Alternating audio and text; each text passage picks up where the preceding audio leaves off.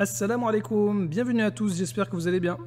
La Trinité des chrétiens n'est pas composée, comme le dit le Coran, comme le croient les musulmans, de Dieu, Jésus et Marie. Alors je prends le Coran, et puis le Coran condamne la Trinité des chrétiens. Regardez, sourate 4, verset 171, il est dit « Wala taqulu thalatha » et ne dites pas 3, cessez, ce sera meilleur pour vous. Et donc ici, en aucun cas, le Coran n'inclut Marie dans la Trinité des chrétiens.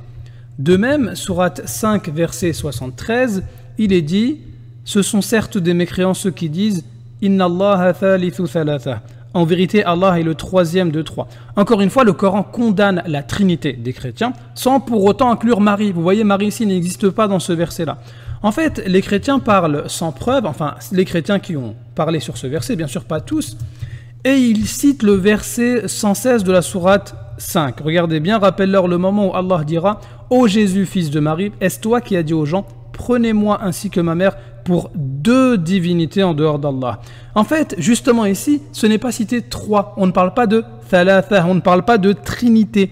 Dans ce verset-là, « Prenez-moi ainsi que ma mère pour deux divinités en dehors d'Allah ». Donc là, je pense que tout le monde sait compter. Là, ce verset-là, contrairement à la sourate 4, 171 et sourate 5, 73, ne parle pas de la trinité des chrétiens. Elle parle de quoi? Eh bien, elle parle du fait qu'il y a beaucoup de gens, beaucoup de chrétiens, qui adorent Jésus et Marie. Parce que ici, deux divinités, en arabe, c'est ilah, al-ilah, c'est celui qui est adoré. Et donc, c'est un fait incontestable que Jésus, alayhi salam, est l'objet d'adoration de plusieurs chrétiens. Mais Marie, c'est aussi pareil. Marie, il y a beaucoup, des millions, si ce n'est pas des milliards à travers le temps, de chrétiens qui adorent Marie. Bien sûr, ils vont vous dire non, c'est pas de l'adoration, mais c'est totalement faux, comme on va le voir. Les chrétiens n'ont jamais dit, affirmé, cru que Marie est Dieu. Qu'elle partage désormais avec Jésus tout pouvoir au ciel et sur la terre. Avec Jésus, tout pouvoir, avec Jésus, tout pouvoir. Tu as, je le sais, une puissance égale à ta volonté, telle enfin que doit l'avoir la mère du Très-Haut. Souveraine mère de Dieu, qui enfanta le Christ, Dieu notre Sauveur, je place toute mon espérance en toi, qui est au-dessus de toutes les puissances du ciel. Tu es la très bonne mère du Christ, notre Dieu. Tout ce que tu veux, tu dois le pouvoir. Beaucoup ont prié pour que la Vierge Marie soit là à l'heure de leur mort et les accueille. Elle est là réellement. Ça veut donc dire que, effectivement, Dieu lui confère le pouvoir d'être dans des milliers de lieux à la fois. Vois toutes les passions criminelles qu'il éveille en nous et dont il nous enlace en réseau. Toi seule, souveraine et génitrice de Dieu, tu es dans une sphère élevée au-dessus de toute la terre. Reine du ciel et de la terre, recevez-moi et gardez-moi. Je vous salue, Marie. Tu es en effet la gloire des gloires, la récompense des récompenses, la puissance des puissances.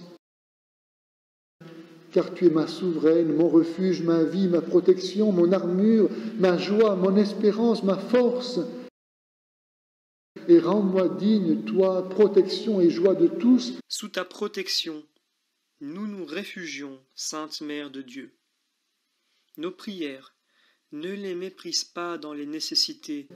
Souveraine, souveraine, ne m'abandonne pas à l'heure suprême.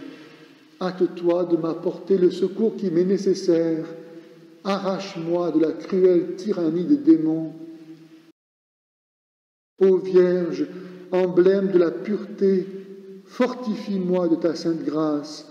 Dans cette vie, sois mon guide, conduis-moi selon la volonté de ton auguste Fils, notre Dieu. Obtiens-moi la rémission de mes péchés, sois mon refuge, ma protection, ma délivrance, sois la main qui me dirige vers la vie éternelle. Offrons ce chapelet à Marie, Mère de la Charité, afin qu'elle exauce les intentions de ceux et celles qui maintenant vont la prier. Guide du faible, appui du pauvre, manteau de la nudité, richesse de l'indigent, remède des plaies incurables, tu taris les pleurs, tu apaises les soupirs, tu allèges les infortunes, tu guéris les douleurs, tu brises les chaînes. Espérance de mon salut, exauce mes prières, aie pitié de mes gémissements, accueille mes lamentations, aie compassion de moi, laisse-toi fléchir par mes larmes, que pour moi tes entrailles soient émues. En effet, sans Marie, pas de Jésus. Elle est vraiment notre mère parce que sans elle, nous n'aurions pas la vie éternelle. Si Marie n'avait pas dit oui, Dieu ne se serait pas incarné et nous ne serions pas sauvés. C'est dire tout ce que nous devons à Marie.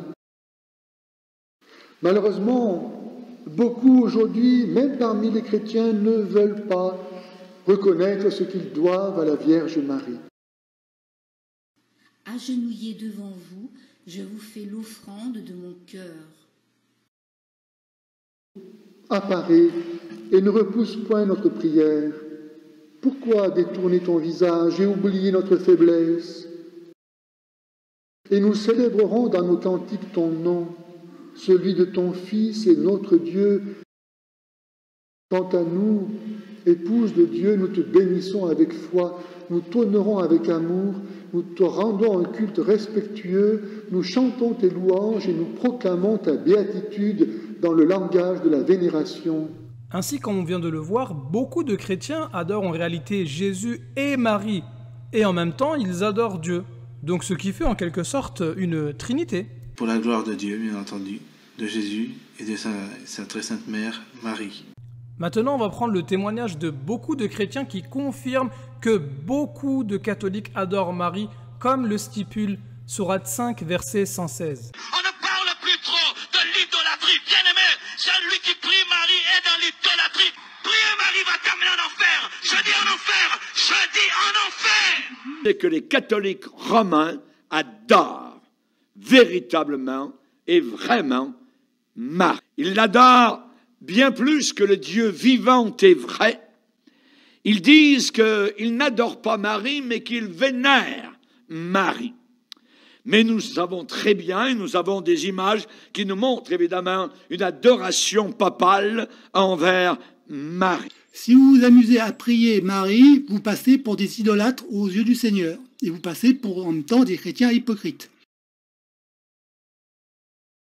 Lui qui prie Marie est dans l'idolâtrie. Il l'adore. Des idolâtres. Lui qui prie Marie est dans l'idolâtrie. Il l'adore. Des idolâtres. ومن أضل ممن يدعو من دون الله من لا يستجيب له إلى يوم القيامة وهم عن دعائهم غافلون وإذا حشر الناس كانوا لهم أعداء وكانوا بعبادتهم كافرين